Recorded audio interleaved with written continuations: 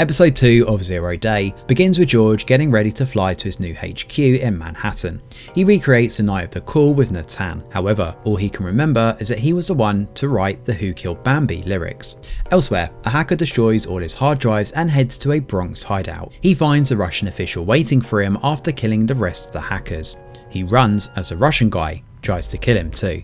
Back to the commission though, George has 72 hours before the White House pressures Evelyn to blame the Russians. The first brief begins, but the whole time George is not 100% and Roger notices. Melissa, the PR rep, needs a statement and Carl has something for her. The hacker massacre. The hacker and Alexei Lebedev, the GRU official, have been caught on CCTV. Due to the delicate relations with Russia, George insists on finding the hacker and getting his story first. Roger checks in on George, who insists that he's fine. There are a couple of updates though, namely that the hackers have left a code word which stands for Ukraine's Orange Revolution. However, George believes it's a bit too clumsy. As for the ghostwriter, Anna, he orders Roger to check in on her death as he recalls seeing her during his acceptance of his commission. The army also gets a hit on the hacker's face, but the data is restricted. Nearby, a hedge fund guy, Lyndon, sets up a meeting with Roger. He had actually shorted the market days before 0 Day and has insider knowledge of everything. It turns out Roger is his mole as well, due to a past debt. Lyndon wants updates on the commission and to keep their focus on Moscow. Roger claims he'll do his best, but it seems he wants to sever ties. He's also upset that George has put him on the Anna task. As for George, he comes home to his wife, Sheila, watching the news. CEO Kidder of an advanced tech company has offered her help to George, but Melissa hasn't heard of any such offer. Sheila is worried about George's breakdown at the study, but he refuses to step down. On top of all this, Mitchell informs him of a cyber attack on Russia in 48 hours time. At the same time, Kidder talks about cyber enemies apart from Russia. George waits for Natan to revert and tries to recreate the memory of their phone call, but again, he ends up failing in doing so. To make things worse, Evan Green, a news anchor, talks about George being senile and unfit to lead the commission. It seems that he dropped out of the presidential race at the last minute during the re-election. That night, Roger goes to the morgue and finds Anna's body missing. We then cut forward to day 5, where Carl reveals that the hacker is theirs and is an undercover NSA agent.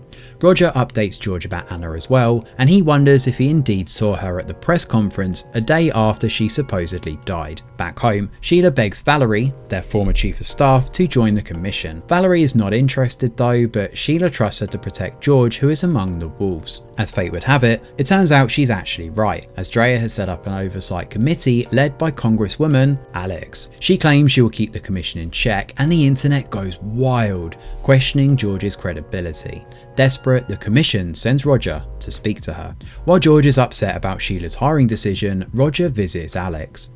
They're quite familiar with each other, as Roger sympathises with Alex when she explains that she never wanted to oversee someone as stubborn as George. It turns out Roger was the last man remaining when George quit the re-election campaign. In another shocking turn of events, Roger and Alex are actually friends with benefits as they wind up hooking up. Back to the investigation though, George subtly threatens Admiral Bernard and gets the file on the undercover hacker, Patrick. Fortunately, they're able to arrest him before Alexei can kill him. As the GRU official is leaving though, a truck driver runs him over. Roger updates Melissa that it was a bust with Alex. As he stops by his place, he spots the truck driver. He's actually a GRU agent as well and claims Russia is not involved. Alexei was in over his head and they eliminated him as a result. As an olive branch, they offer a lead to the true attackers who hired Felix's group for 0 Day. And at the same time, Patrick is being interrogated and he claims the hackers were hacktivists who want to show the world the danger of digitalization. Someone tricked them into coding the 0 Day bug. The GRU agent's intel points to Reapers, a North Dakota terror organization, and Mitchell is able to call off her cyber attack on Russia. However, Evan Green continues to berate George, comparing him to war criminals.